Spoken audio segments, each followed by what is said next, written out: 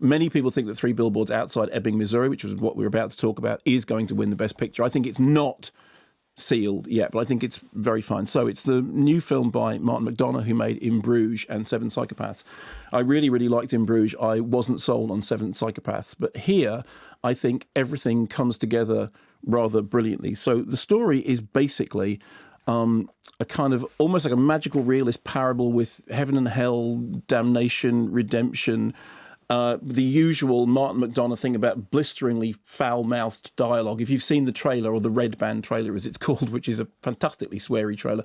But the thing with McDonagh is that he has a kind of Chaucerian ear for obscenity. He's somebody who uses swearing and profanity in a way which is very, very pointed and very well done. And if you know McDonagh's stuff, he has a pretty dyspeptic view of the world. But the thing that's really interesting about Three Billboards Outside Ebbing, Missouri, which is essentially a story about a grieving mother who is seeking some kind of vengeance and retribution after the abduction and murder of her daughter has failed to be solved by the local police department, which is the grimmest of subject matters. And yet what McDonagh manages to do is, on the one hand, to have that kind of strange thread of really dark humour that runs through all his films, but also have something which approaches a tenderness, which is almost transcendent, which is oddly enough very, very sympathetic to all the characters. It's one of those films that from the outside, and certainly if you see the trailer, you'll think it's this kind of movie. And then when you watch the film itself, it's actually not that kind of movie at all. It is a very, very different film. So the setup is, at the beginning, Frances McDormand, who many people think her best role still is Marge Gunderson in Fargo, a brilliant actor.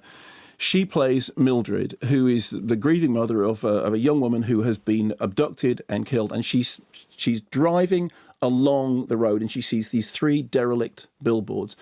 And she decides that what she's going to do to spur the police department into action is to put up this sign which says, this terrible thing happened and still no arrests. How come, Chief Willoughby? And Chief Willoughby is played by Woody Harrelson, who is the head of the local police force. And the local police force apparently have a terrible reputation. They have a cop on their force, played by Sam Rockwell, who's Dixon, who is basically an appalling racist who we hear at the beginning that apparently he's been torturing suspects, although as they say, well, there's no evidence for that. And she says the police force are too busy, out torturing people to actually solve real crime. So she puts up these billboards in order to spur them into action. What then happens for the rest of the film is that strange kind of Western-inflected, outlaw justice story starts to mutate into a number of different other things. On the one hand, a meditation on anger and the poisonous power of anger.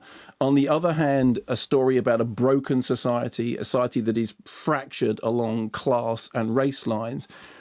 And, as you would expect from Martin McDonagh, a film which also has a virulent sense of comedy. We'll give you a little sense of it here. We've had to use some birdsong because, hey, it's a Martin McDonagh film. You can fill in the blanks.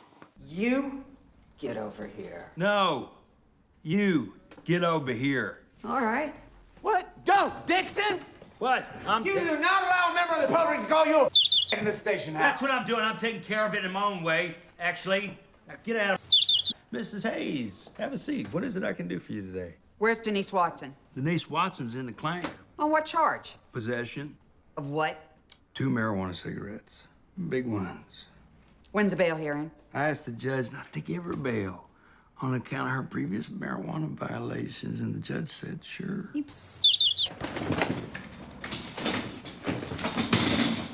You're not call an officer of law in his own station house, Mrs. Hayes. Or anywhere, actually. What's with the new attitude, Dixon? Your mama been coaching you? No. My mama doesn't do that. Take him down. You hear me? You were laughing you were laughing at the use of, and you're laughing partly at the use of birdsong, but you're laughing also because you were filling in the blanks, and it is fun. Yeah, no, absolutely. But the thing is, what we have done is ruined birdsong. Right, last night, about 11 o'clock at night, I was in my garden, and there was birdsong, and my first thought wasn't, isn't that beautiful and isn't that extraordinary that 11 o'clock at night in January we've got some birdsong? It's like someone's cursing somewhere. Who can that be? Who was I to know? There was be cursing on the news a little bit later on. But anyway, that's what I thought. But that clip that's beautiful. That works much better than a beep anyway. Yeah, it does, absolutely. So I think the thing that's firstly, let's do the trumps. I mean, Frances McDormand is terrific in this role. I think it's the best role. It's the role which has given her the most opportunity to show how brilliant she is since Fargo. And she completely, we talked about, inhabits the role. She is somebody who is living with an anger and also a guilt, which is driving her but also poisoning her.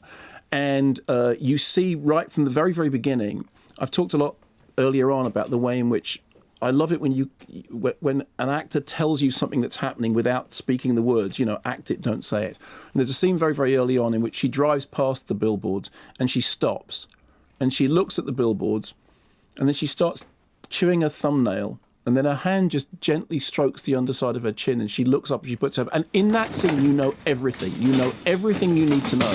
And it's bizarre because she then goes and she then does what she's decided to do, which is to rent the billboards. But the ground of it all is laid in that scene in which there are no words at all. It's just to do with her expression. Then what you get is this portrait of a town which is, essentially lawless and corrupt and racist and all those other things. And then as the drama progresses, every individual character is seen from a number of different angles. In the case of that, Dixon, who's played by Sam Rockwell, you start to see that behind Dixon's appalling behaviour is the fact that he has a massively dysfunctional life. He lives at home with his mother, who appears to have walked straight off the set of Psycho. There's a scene when he's out in the bar and somebody says to him, "Don't you need to get home? Won't your mother be expecting you?" And he says, "No, I told her I would be late." And there is this sense of him sort of living under the shadow of something terrible to happen. And he's ridiculously childish, and all this aggression and anger appears to come from somewhere else. Meanwhile, the Woody Harrelson character, who you expect to be a particular form of sheriff, actually turns out to be a very, very different character. And all the way through the drama, no one in the drama is wholly good, no one in the drama is wholly bad. Everyone is caught within a web in which they are dealing with anger, they are dealing with guilt, they are dealing with themes of retribution that absolutely come from the Western genre, with a kind of Southern, American Gothic inflection, which I think you see through those very deliberate hints of Psycho. There's one sequence in which when she's hired the billboard, she says it's out on Drinkwater Road. And somebody says, nobody ever goes down Drinkwater Road, not since the highway came, which is a very, very specific reference to Psycho, because the Bates Motel, the whole reason the Bates Motel has ended up being what it is because the highway came and then took everybody away.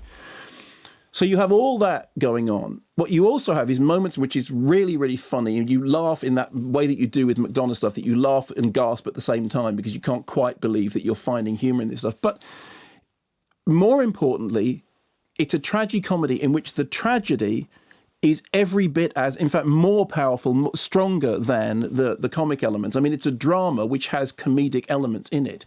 And before I'd seen it, I had seen the trailer, and the trailer is very funny and very sweary. And I'd said to Alan Jones, "Oh, is it really funny?" He said, "Are you kidding? It's heartbreaking." And I couldn't quite make that out from the trailer. And I saw the film itself, and that was exactly how I felt about it.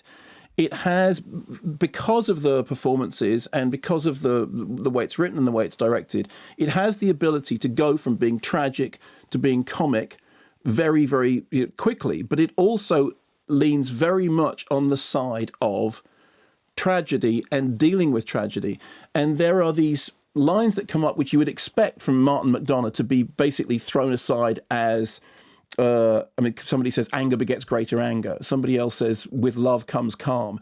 And what you would usually expect from McDonagh is for that to be sort of said in a way that's completely dismissive. But weirdly enough, it doesn't sound like a dismissive statement. It ends up sounding like that's actually what the film is about. That anger simply begets greater anger, and that through love comes calm, and with calm comes thought. And so all these things are going on under the surface, whilst the surface itself has got a terrific ensemble cast, a really sort of well put together ensemble cast, about broiling tensions in this small town that has a very, very sort of retro feel to it, and a distant feel, something that's that's timeless and oddly out of place in the way that you would think of being a Western, although it's also dealing with things which are sort of very modern issues. But at the heart of it is this character played by Frances McDorman, the character of Mildred, who is somebody who has had to set herself, wear a mask, a hard-faced mask against the world. But she was always tough. She was always difficult. She was never easy. But you also know that what's happening is happening because she is stricken not just with grief, but with guilt. And that comes from the performance, and it comes from the writing, and it comes from the fact that the direction is...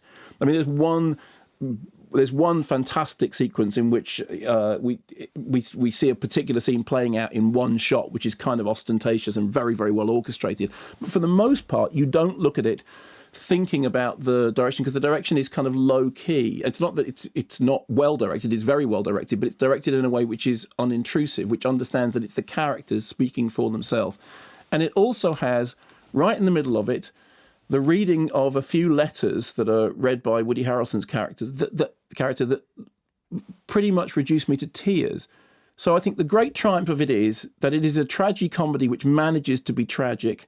It is a film which has got all those things that you would expect from Martin McDonagh in terms of the scabrous surface, and yet underneath it has a real tenderness. It has a 70s feeling to it. There were bits of it that left me thinking of the final scenes from Straw Dogs about the result of violence and the aftermath of violence and what that leaves one with. And I've seen it twice now, and I've really enjoyed it both times.